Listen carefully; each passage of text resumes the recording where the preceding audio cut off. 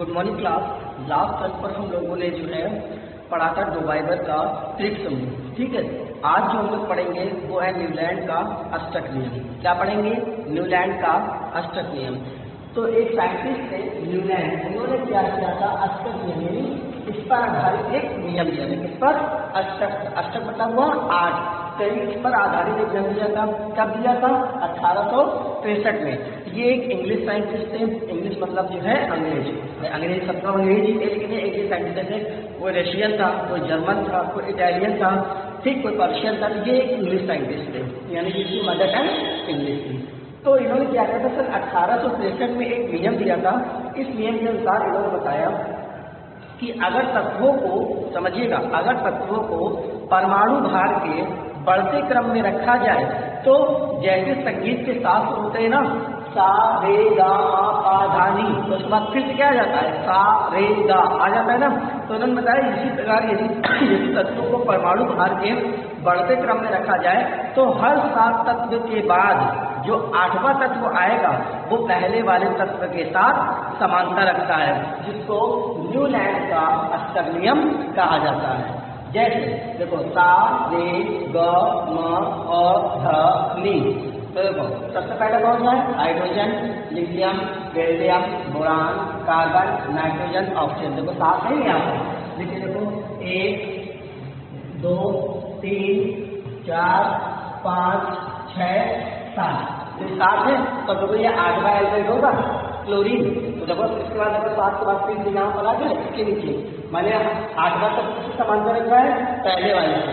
9वां तक दूसरे वाले से। 10वां तक तो तीसरे वाले से। तो इस तरह जो है हर 7 तत्व के बाद जो 8वां तत्व होता है वो पहले वाले तत्व के साथ समानता रखता है। अब चूंकि ये 8 को फॉलो करता है, माने 8वां तत्व समानता रखता है, इसीलिए इसको अष्टक नियम के नाम से जाना जाता है। क्योंकि इसको दिया किसने था? न्यूलैंड ने, तो इसीलिए इसको न्यूलैंड का अष्टक नियम कहा जाता है। फिर से समझ लो, अगर तत्वों को परमाणु भार के बढ़ते क्रम में रखा जाए तो हर पहला तत्व 8वें तत्व के साथ समानता रखता है। इस प्रकार के नियम को अष्टक नियम कहते हैं और ये नियम न्यूलैंड ने दिया था, इसीलिए इसको न्यूलैंड का अष्टक नियम कहा जाता है। क्योंकि अपने समय में 1863 के समय में जो है जो न्यूलैंड का अष्टक नियम था ये बहुत सही था अपने समय में। उस समय अपने आप सही था, लेकिन इसके बावजूद भी इस नियम में कुछ क्या थी? कमियां। क्या थी? कुछ कमियां। तो देखिए भाई, क्या है? अब इसका नियम सही होने के बाद भी इसमें कुछ कमियां थी। वो कमी ये थी कि इनका जो नियम था वो केवल हल्के तत्व यानी कि कैल्शियम, जो परमाणु भार, इसका परमाणु क्रमांक 20 है, यहाँ तक तो हल्के तत्वों पे तो लागू होता था, लेकिन जैसे जैसे आगे बढ़ते जाते थे भारी तत्व होते जाते थे, जैसे chromium, manganese, ferrous, zinc, copper, cobalt, इन सब पर ये नियम लागू नहीं होता था। तो इनका जो तत्व था ये हल्के तत्वों पर तो इनका नियम लागू होता था, लेकिन जैसे जैसे तत्व बढ़ते जाते थे, भारी होते जाते थे, उन तत्वों पर इनका नियम लागू ये नहीं होता था। ये इसकी सबसे पहली कमी थी। दूसरा, इन्होंने आवर्त सारणी में कोई भी स्पेस नहीं छोड़ा। इनके समय में लगभग 56 तत्व बताते हैं। कितने से तत्व बताते हैं? 56। तो इन्होंने सोचा कि 56 तत्व के अलावा नए तत्व अब आगे कभी मिलेंगे ही नहीं। तो इन्होंने क्या किया, अपनी पीरियोडिक टेबल में केवल ये 2 ब्लैंक ऐसी जगह छोड़ी थी, इसके अलावा कोई भी उन्होंने जगह नहीं छोड़ी। जब की उसके बाद भी कई सारे तत्वों की खोज की गई और जिन तत्वों को रखने में क्या हुई? कठिनाइयां हुई। तो जिसकी वजह से इनकी आवाजाही क्या हुई? गलत साबित हो गई, क्योंकि इन्होंने केवल 56 तत्व जो उस समय प्रेजेंट थे उन्हीं के विषय में टेबल बनाया, उसके आगे कोई भी टेबल के लिए स्पेस, टेबल में स्पेस तत्वों के लिए नहीं रखा। तीसरा, इनकी सबसे बड़ी एक और भी गलती थी, वो ये कि इन्होंने समान तत्व वाले, समझना, समान गुण वाले तथा असमान गुण वाले दोनों को एक ही के साथ रख दिया। जैसे और कुछ को अलग ही रखा। जैसे देखना, फेरिस माने लोहा, कोबाल्ट और निकिल, ये दोनों, ये तीनों जो है, माने फेरिस, कोबाल्ट और निकिल, इन तीनों की प्रॉपर्टी एक जैसी होती है। क्यों? क्योंकि ये तीनों ही त्रिसंयोजी होते हैं, माने 3 संयोजकता वाले होते हैं। उसके बाद भी देखो इन्होंने इसको कहाँ रखा? इस जगह पर, और इसको कहाँ रखा? इस जगह। अब ऐसा समझो कि अगर हम 10th क्लास के 3 बच्चे हैं और 3 बच्चों में से 2 को तो हम 10th में बैठा दें और एक से हम कहते हैं कि तुम 9th क्लास में बैठो। ठीक, तुमको 9th क्लास में पढ़ाया जाएगा, 10th की क्लास मतलब 10th का कोर्स तुमको 9th क्लास में पढ़ाएंगे और 10th वालों को 10th में पढ़ाएंगे। इट इज पॉसिबल नहीं हो सकता ना, ये गलत है। क्यों? क्योंकि सेम अगर है तो उनको कैसे रहना चाहिए, एक ही जगह रखना चाहिए। ये इनकी गलती थी कि इन्होंने समान तत्वों को मतलब समान गुणधर्म वाले तत्वों को अलग अलग जगह रखा। इसी तरह इन्होंने क्या किया, जिनके एक जैसी प्रॉपर्टी है उसके बावजूद भी इनको उनके साथ रखा जिनकी प्रॉपर्टी उनके साथ मैच नहीं होती। जैसे फ्लोरीन और क्लोरीन देखो, अब फ्लोरीन और क्लोरीन में तो आपस में समानता है, लेकिन कोबाल्ट और ब्रोमीन के साथ तो कहीं दूर दूर तक इसका कोई नाता नहीं ना। समझिएगा कि फ्लोरीन और क्लोरीन को जिसमें समानता होगी, लेकिन हाइड्रोजन के साथ कोबाल्ट तक की कोई भी समानता नहीं होती। उसके बावजूद भी इन्होंने क्या किया, फ्लोरीन और क्लोरीन को इसके साथ रख दिया। माने असमान वालों को भी इन्होंने समान वालों के साथ रख दिया और समान वालों को भी क्या रखा, असमान गुण वालों के साथ रख दिया। तो ये इनके नियम की क्या थी, कुछ कमियां थी, जिसकी वजह से न्यूलैंड का जो अष्टक नियम है वो आगे जाकर क्या हो गया, फेल हो गया कि ये नियम सही नहीं है। अब इसके बाद जब इनका नियम फेल हुआ तो उसके बाद एक अदर नियम आया था जिसको हम लोग बोलते हैं मेंडलीव का नियम। तो मेंडलीव ने क्या किया था, न्यूलैंड के ही नियम में, समझिएगा, मेंडलीव ने न्यूलैंड के अष्टक नियम में कुछ संशोधन किए और संशोधन करके एक नई सारणी बनाई जिसको हम लोग जिसको हम लोग मेंडलीव की आवर्त सारणी के नाम से जानते हैं।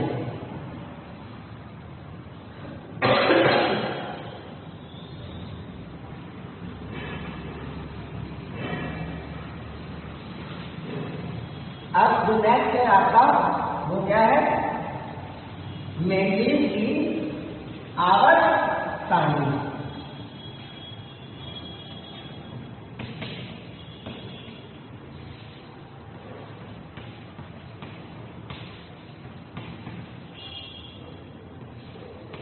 मेंडलीव की आवर्त सारणी।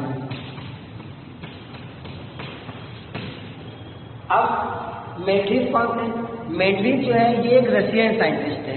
कौन से थे, मेंडलीव एक रशियन साइंटिस्ट थे और इन्होंने क्या जो है, इनका पूरा नाम था डिमिट्री इवानोविच मेंडलीव, ये इनका पूरा नाम था। और ये जो है सेंट पीटर्सबर्ग यानी मॉस्को के जो है, मॉस्को में एक यूनिवर्सिटी है सेंट पीटर्सबर्ग, वहाँ के ये मतलब पढ़ाने वाले थे और वहीं के ये साइंटिस्ट भी थे।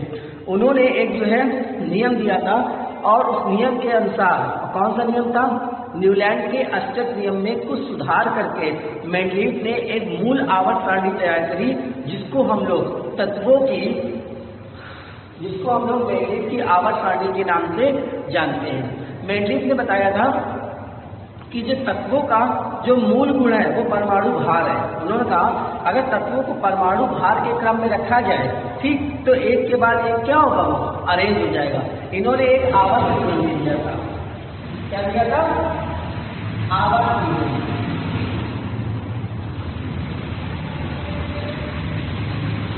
अब ये आवर्त नियम क्या है, आवर्त नियम उसको बोलते हैं हम लोग कि जब इन्होंने क्या बोलते हैं, इन्होंने क्या किया, तत्वों का जो फिजिकल और केमिकल प्रॉपर्टी, मतलब तत्वों के, इन्होंने जो तत्वों पर अरेंज किया था किस तरीके से किया था, उसके भौतिक गुण, उसके रासायनिक गुण, उसका ऑक्साइड, ठीक है ना, और उसका हाइड्राइड। उन्होंने उसका हाइड्राइड, ऑक्साइड, भौतिक गुण और रासायनिक गुण को आधार मान करके एक जो है नया नियम तैयार किया जिसको हम लोग आवर्ती नियम के नाम से, आवर्त नियम के नाम से भी जानते हैं। अब इसमें क्या किया था उन्होंने जैसे बहुत सारे कार्ड्स ले लिए, जैसे कार्ड्स होते हैं ना, तो उन्होंने बहुत सारे कार्ड्स ले लिए और हर कार्ड के ऊपर उस तत्व का नाम, उसका परमाणु भार, उसका ऑक्साइड और उसका हाइड्राइड, समझिएगा, उसका ऑक्साइड और उसका हाइड्राइड दोनों चीज लिख दिया।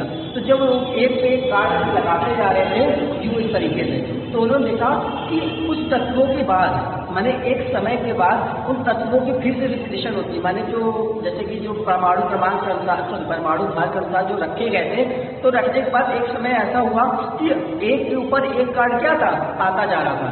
जैसे 1 2 3 4 5 6 7 8 9 10, तो 10 के बाद मतलब 11 आएगा, तो किससे बिलोंग करेगा, 1 से, तभी तो देखो 11 2 से 12, 3 से 13, 4 से 14, 5 से 15, 16, 6 से 16, 7 से 17, 8 से 18। तो इस तरीके से क्या है बनते जाते हैं हमारे, ठीक है। तो इसको हम लोग क्या बोलते हैं, आवर्त नियम। अब उसके बाद जो इन्होंने पीरियोडिक टेबल बनाई थी उसको हम लोग पढ़ लेते हैं।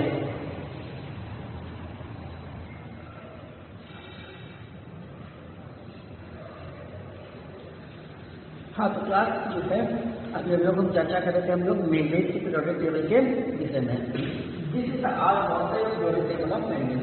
ये मेंडेल की पूरी पीरियोडिक टेबल थी, ठीक है। और मेंडेल की पीरियोडिक टेबल में क्या था कि इन्होंने क्या किया था, जो एक टेबल बनाई थी उस टेबल को इन्होंने 6 रो तथा 7 कॉलम में डिवाइड किया हुआ था। कितने रो में, सॉरी 6 रो और 8 कॉलम में। तो इस तरीके से देखो 6 रो दी गई थी, जिसमें 1, 2, 3, 4, 5, 6, जिसको हम लोग क्या बोलते हैं, रो को क्या बोलेंगे हम लोग, श्रेणी। तो इस प्रकार 6 श्रेणी थी। इस प्रकार से ऐसे कितनी थी, 6 श्रेणी और 8 क्या था, समूह। तो देखो इस तरीके से बना हुआ है, ये आपका क्या हो जाएगा, श्रेणी, और ये आपका क्या हो जाएगा, समूह। ये जो लिखा है इस प्रकार से इन्होंने 8 समूहों में, ठीक यहाँ पे इस तरह 8 समूहों में तथा 6 श्रेणी में अपनी पीरियोडिक टेबल को डिवाइड कर रखा था। इन्होंने अभी हम लोग डिस्कस कर रहे थे, हम लोग बता रहे थे कि इन्होंने मेन आधार क्या बना था, उसके ऑक्साइड और हाइड्राइड को। तो देखो इन्होंने फार्मूला दिया था RH करके और RO करके।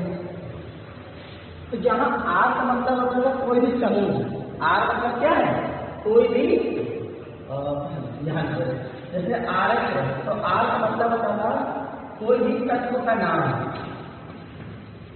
R का मतलब है कोई भी तत्व का नाम। और C का मतलब होता था कि जो है कोई भी आपका, C का मतलब होता है, O का मतलब होता था उसका ऑक्साइड फॉर्म। समझ रहे हो ना। जैसे हमने मान लीजिए उठाया RO2 और RH4 को, समझिएगा हमने उठाया RO2 और RH4 को। अगर हमने ये उठाया तो जगह R की जगह C देखो यहाँ, तो देखो क्या बनेगा, CO2 और CH4। तो हम लोग जानते हैं ये दोनों ही चीज कि CO2 क्या होती है हमारी, कार्बन डाइऑक्साइड होती है, और CH4 हमारी क्या होती है, मेथेन होती है, ठीक है ना। तो उन्होंने इस प्रकार से R के फॉर्म में RO2 और RH4 या RH इस तरीके से बहुत सारे जैसे R2 RH RO RH2 R2 R3। तो इस तरीकों से इन्होंने जो है इसको ग्रुप वाइज क्या किया था, डिवाइड कर रखा था कि ये आपके जो तत्व है ये इस तरीके से इनके ऑक्साइड और हाइड्राइड फॉर्म बनेंगे। इन्होंने जो इनके गुण क्या क्या प्रॉपर्टी थे, तो इन्होंने 6 श्रेणी तथा 8 तत्वों में 8 समूहों में इसको डिवाइड कर रखा था।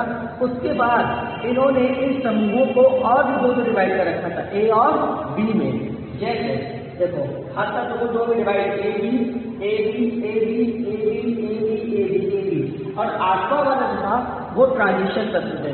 तो ट्रांजिशन एलिमेंट से उनको उन्होंने इस तरह से ऐसे डायरेक्ट टेबल रखा हुआ है। क्यों, क्योंकि इनकी प्रॉपर्टी आपस में मैच करती है, फेरिक, कोबाल्ट और निकेल, ठीक, रोडियम और प्लेटिनम ये था।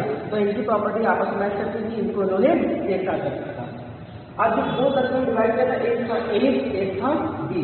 जहाँ A को हम लोग नॉर्मल या सामान्य कहते थे, यानी कि इसको इंग्लिश में बोलते हैं रिप्रेजेंटेटिव, यानी कि सामान्य या रिप्रेजेंटेटिव। और जो दूसरे वाले थे उनको हम लोग ट्रांजिशन एलिमेंट के नाम से जानते थे। और जो B था वो आपका क्या था, ट्रांजिशन एलिमेंट, यानी कि इन्होंने हर समूहों को 2 पार्ट में डिवाइड किया था, A और B में। ये समझ लो हर समूह को उन्होंने 2 पार्ट में डिवाइड किया था, A और B में। जहाँ A हमारा क्या कहलाता था, सामान्य यानी कि रिप्रेजेंटेटिव या नॉर्मल, और जो B वाला कहलाता था, ये वाला हर तरह जो B है वो आपका क्या कहलाता था, ट्रांजिशन एलिमेंट, ठीक है। तो इस तरीके से उन्होंने अपने पीरियोडिक टेबल में डिफाइन कर रखा था, और ये अपने समय की सबसे अच्छी पीरियोडिक टेबल थी। और इनके समय में लगभग 65 इतने के आसपास जो है पीरियोडिक टेबल में तक दिए गए थे। ये इनके समय की सबसे अच्छी पीरियोडिक टेबल मानी जाती है। अब इसके कैरेक्टरिस्टिक देखें, यानी कि जो अच्छाइयाँ हैं वो क्या क्या हैं।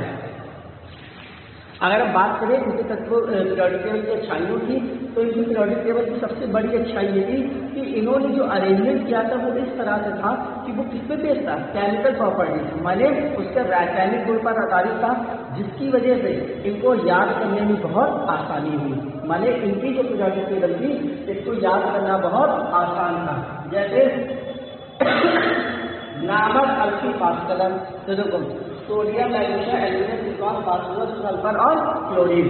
तो इस तरीके से और साथ ही इन्होंने तत्वों को परमाणु भार के बढ़ते क्रम में रखा हुआ था, जिसकी वजह से इनको पीरियोडिक टेबल को याद करना बहुत आसान था। साथ ही इन्होंने हाइड्राइड और ऑक्साइड, जैसे मैंने आपको बताया, इनको भी इन्होंने ध्यान में रखा। और जब ये ध्यान में रहेंगे तो याद करने में और आसानी होगी, किसका कौन सा हाइड्राइड बनेगा और किसका कौन सा ऑक्साइड बनेगा। ये इनके फायदे हैं। तीसरा, इन्होंने एक और चीज अच्छी रखी, वो ये कि इन्होंने जो है मतलब उस समय में जो तत्व ऐसे थे, कुछ एलिमेंट ऐसे थे, कुछ तत्व ऐसे थे जिनका जो है परमाणु क्रमांक नहीं पता था कि उसको कहाँ रखा जाए। तो इन्होंने क्या किया, उसकी केमिकल और फिजिकल प्रॉपर्टीज को देखते हुए उन तत्वों का भी नाम और उन तत्वों का भी परमाणु क्रमांक निर्धारित किया और अपनी परमाणु पीरियोडिक टेबल में यानी कि आवर्त सारणी में उनको स्थान दिया। साथ विचार इस समय जो है एक और उनसे बोलते कि उन्होंने क्या किया था, कुछ तत्वों की जगह छोड़ रखी थी, जैसे पीरियोडिक टेबल को दिख रही है ये, ठीक तो इस तरीके से उन्होंने जगह छोड़ रखी थी कि भविष्य में अगर कोई भी एलिमेंट खोजे जाएंगे तो उनके लिए जो है पीरियोडिक टेबल को ज्यादा छेड़खानी नहीं करनी पड़ेगी। केवल लास्ट में क्या करेंगे, उनको हम एक और नया जो है समूह तैयार कर देंगे, तो उस समूह में हम क्या उनको फिल कर देंगे।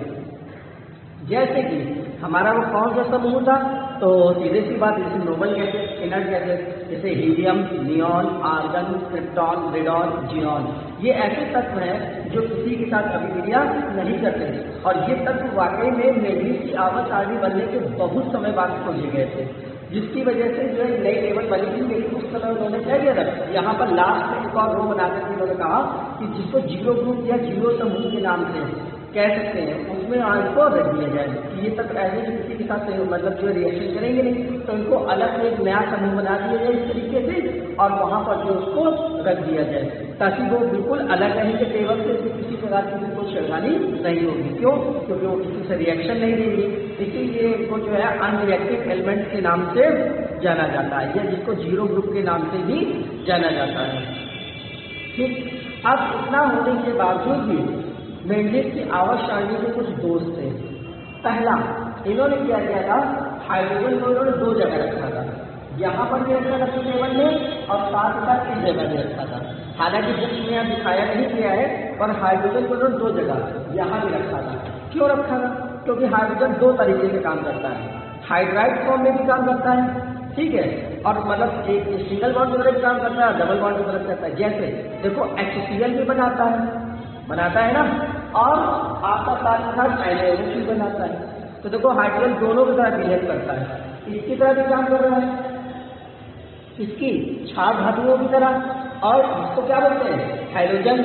ठीक, हमने आपको पढ़ाया था, हैलोजन का मतलब हुआ हेलो और जन। हेलो मतलब होता है सॉल्ट और जन मतलब जनरेशन। तो ऐसे रिएजेंट जो सॉल्ट जनरेशन करते हैं वो हैलोजन कहलाते हैं। तो ये हाइड्रोजन की तरह भी काम करता है, जैसे HCl बनाता है, सभी लोग जानते हैं ना, HCl हाइड्रोक्लोरिक एसिड बनता है, और साथ ही साथ NaOH बनाता है, लिथियम हाइड्राइड भी बनाता है, पोटेशियम हाइड्रोक्साइड बनाता है, KOH भी बनाता है, NaOH बनाता है। तो इन्होंने क्या किया था, दोनों जगह रखा था, यहाँ पर भी रखा था और यहाँ पर भी रखा था, सॉरी यहाँ पर। ये इनकी क्या थी, गलती थी कि इन्होंने हाइड्रोजन को पहले समूह और सातवें समूह दोनों में एक साथ रखा हुआ था, ये इनकी सबसे पहली गलती थी। दूसरा, इन्होंने जो है उन्होंने बताया कि परमाणु भार के बढ़ते क्रम के अनुसार रखा जाना चाहिए, जबकि जब कुछ तत्वों की बाद में खोज हुई, मैंने प्रैक्टिकल किए गए, तो प्रैक्टिकल के दौरान पता चला कि नहीं, इनमें से कुछ ऐसे हैं जिनको इधर नहीं इधर होना चाहिए, यानी लेफ्ट नहीं राइट होना चाहिए। ठीक है, जैसे एग्जाम्पल फॉर द टेलिनियम और आयोडीन, इन्होंने क्या किया था, जैसे यहाँ पर टेलिनियम और आयोडीन का होगा PI, जैसे ये क्या है टेलिनियम और इधर क्या है आयोडीन। तो इन्होंने क्या किया, टेलिनियम आयोडीन का उन्होंने बताया टेलिनियम का 125 और आयोडीन का 127 होगा परमाणु भार। और जब क्या बोलते उसको, जब प्रैक्टिकल किया गया तो प्रैक्टिकल के दौरान पाया गया कि नहीं, सेलेनियम का जो परमाणु क्रमांक है वो 127.6 होता है, जबकि आयोडीन का होता है वो 126.9 होता है। यानी कि आयोडीन का पहले आना चाहिए और सेलेनियम का बाद में आना चाहिए। ये इनकी दूसरी गलती थी। इसी तरह इन्होंने कोबाल्ट को भी किया, इन्होंने फेरिक, कोबाल्ट और निकेल, ये 3 लिखे हुए, यहाँ भी इन्होंने यही किया था। इन्होंने क्या किया, जो कोबाल्ट का परमाणु भार था, इसका कोबाल्ट का, उसका इन्होंने 59 मान लिया, और जो निकिल का था उसका भी उन्होंने 59 मान लिया। माने कोबाल्ट और निकिल दोनों का 59 मान लिया। और जब प्रैक्टिकल किया गया तो प्रैक्टिकल के दौरान पता चला कि नहीं, जो फेरिक होता है, ठीक है, सॉरी कोबाल्ट होता है, कोबाल्ट का होता है 58.9, जबकि निकिल का क्या होता है 58.7। तो देखो दोनों में अंतर है, उसका 58.9 और निकिल का 58.7। और इन्होंने क्या किया, दोनों का एक ही मान लिया था 59। तो ये इनकी क्या थी, दूसरी गलती थी। तीसरा, इन्होंने जो है अनेक नए तत्वों के लिए उचित स्थान का अभाव, हालांकि इन्होंने जीरो ग्रुप के लिए, जैसा कि उन्होंने बताया, इन्होंने जीरो ग्रुप के लिए तो अच्छी खासी जगह छोड़ी थी, लेकिन जीरो ग्रुप के अलावा भी बहुत सारे ऐसे तत्व थे जो मिले और जिनके लिए पीरियोडिक टेबल में जगह नहीं थी। ठीक है, ये इनकी क्या है, तीसरी गलती थी। तीसरा था समस्थानिकों का अभाव। ये इनकी सबसे बड़ी गलती यही मानी जाती है, समस्थानिकों का अभाव। समस्थानिक वो होते हैं, ठीक है, जिनका परमाणु क्रमांक तो सेम होगा, परमाणु भार क्या होगा, अलग अलग। जैसे आपका हो जाएगा 1h1, 1h2 और 1h3।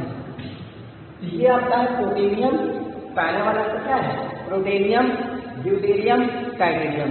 देखो तीनों का परमाणु नंबर क्या है, 1 है, परमाणु क्रमांक तीनों में 1 है, और परमाणु भार दोनों क्या है, अलग अलग है। तो इन्होंने समस्थानिकों को जो है परमाणु अपने टेबल में, यानी कि जो आवर्त सारणी बनाई थी उस पर इन्होंने ध्यान नहीं दिया। इन्होंने क्या किया था, परमाणु भार के अनुसार रखा था, जबकि अगर इसको परमाणु भार के अनुसार रखा गया है तो फिर ये परमाणु क्रमांक सेम कैसे है। तो इसका मतलब है कि सबसे बड़ी गलती यही है कि जो टेबल थी वो परमाणु क्रमांक के आधार पर बनानी चाहिए थी, न कि परमाणु भार के आधार पर।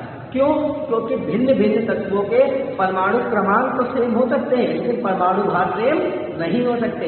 इसीलिए सभी इसीलिए आवर्त सारणी को तत्वों के परमाणु क्रमांक पर आधारित होना चाहिए, ना कि परमाणु भार पर। तो ये पूरा जितना मैटर था ये सब आपका मेंडलीव की पीरियोडिक टेबल के विषय में था। इसको आप सभी लोग अच्छे से पढ़ लीजिएगा और मेंडलीव की आवर्त सारणी को बहुत अच्छे से और ध्यान से पढ़िएगा। ठीक है, इसके अलावा कोई डाउट हो तो आप हमसे पूछ सकते हैं। Thank you class.